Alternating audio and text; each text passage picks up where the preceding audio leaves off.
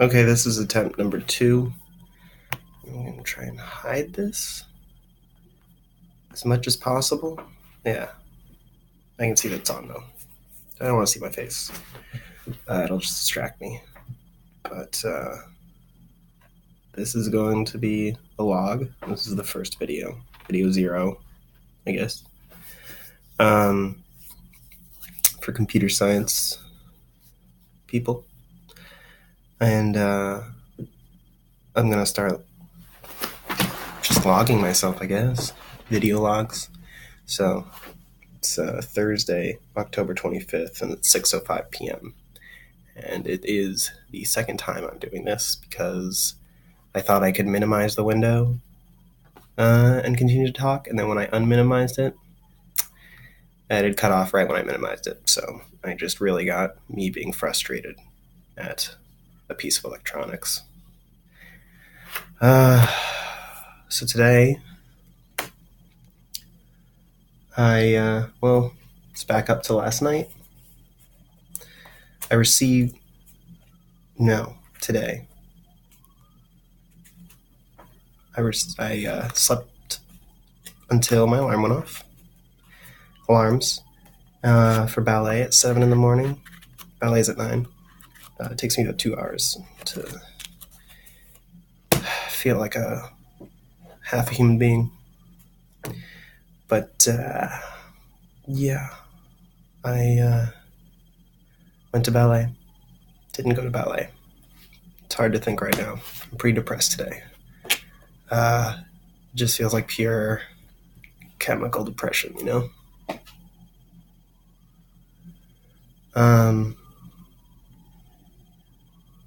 So I decided. I shouldn't say that. I couldn't get out of bed. So I slept in till 9:30. I got up, guilty, shame. Tried to do everything I could to make up for it, I guess. Be as productive as possible in the morning. Sent out a lot of emails, checked a lot of emails, got a lot done. And then I went to journalistic writing.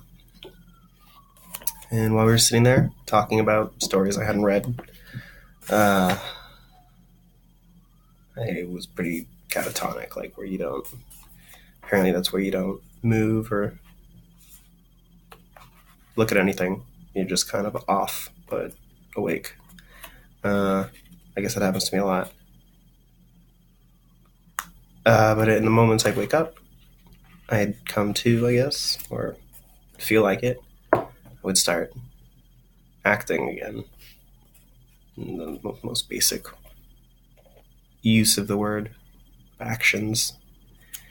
And I started writing down my symptoms and things about what I was feeling in that moment. And there's so many different things that I feel like maybe I should try and make each one into something understandable, into an account, a deeper metaphor and like a narrative of what this all feels like, and then just like make it as public as possible, because that's one thing I don't really care about, or in a positive way, I care that people can understand this as it's a pretty common part of our world.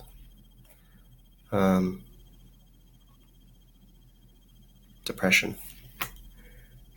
And I want to make a video log, and some days I'll feel different, and I'm going to try and be myself for these logs, so you can really get an idea of who I am, and what this looks like while I describe what's inside. Be a little hard, I think, to talk about what's on this page right now. I need to prepare when I'm not depressed, which is like preparing while you're sober, drunk on depression. And when I first walked into class, something I said in the conversation was that by definition, I'm alive, but it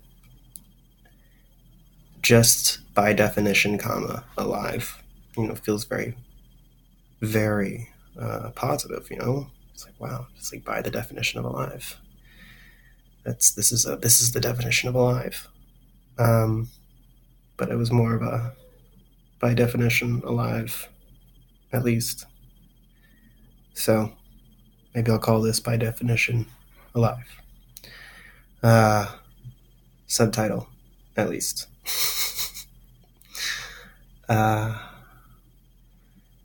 Okay. I think in this video, I'm just going to list the things that I have. Because last night, I got my neuropsych results, and what it showed me a lot. It's very in-depth. Like a study of me by one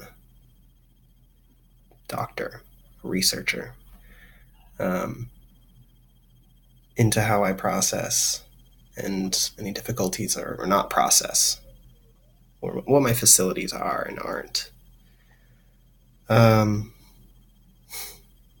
But what it showed me was that I am aware of what's going on to me. The things I think are happening are happening. They are happening. And I feel like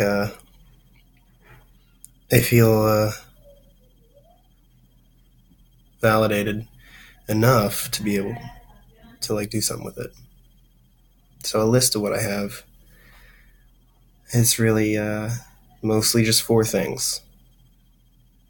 I have attention deficit hyperactivity disorder, or ADHD, specifically the inattentive type, which means I'm not as hyper as other ADHD people, but it's still part of it. I have recurring major depressive disorder. The way I think it's been described to me that is the most helpful practically is that, like, if someone has an autoimmune disease,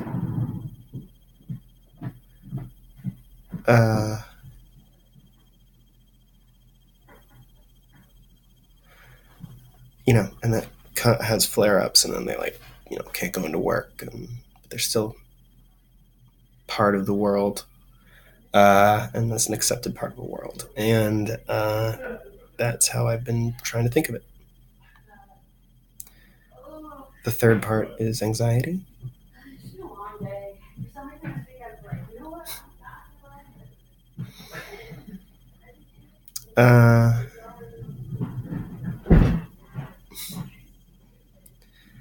And the last part is PTSD, which it has a lot to go around it. It's such a weird thing. But, trauma can have its whole own thing. If it comes up, I'll talk about it, but probably going to focus on the other 3 more, specifically depression. Because each one is a whole world. So that's what I have. ADHD, inattentive type, major depressive disorder, recurring anxiety, and PTSD. These are my diagnoses. And talking about them sucks because I feel like a guilt. There's a line from a show I like where they're like, "Get off the cross, we need the wood." That's kind of what I hear in my head when I try and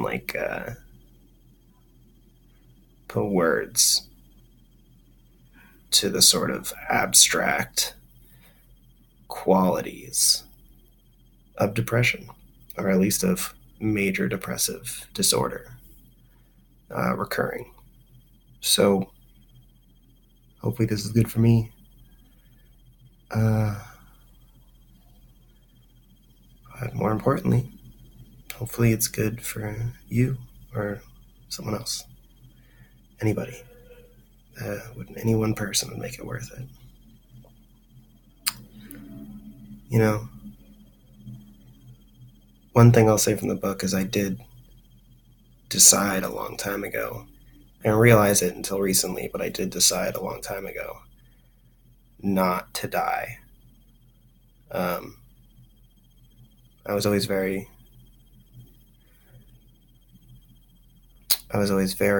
casual with death and morbidity and,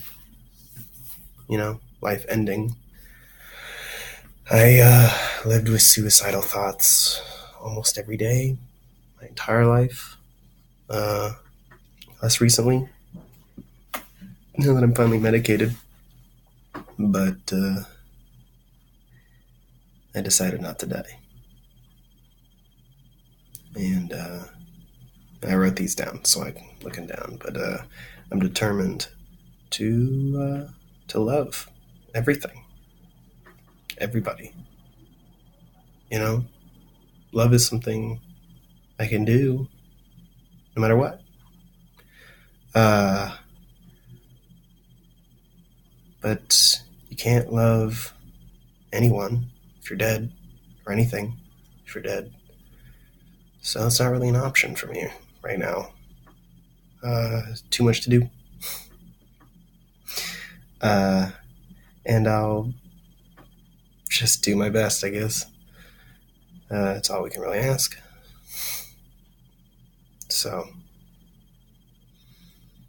I think that's good for video 0. And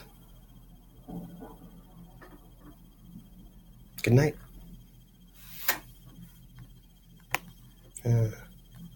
Guess I'll talk to you later.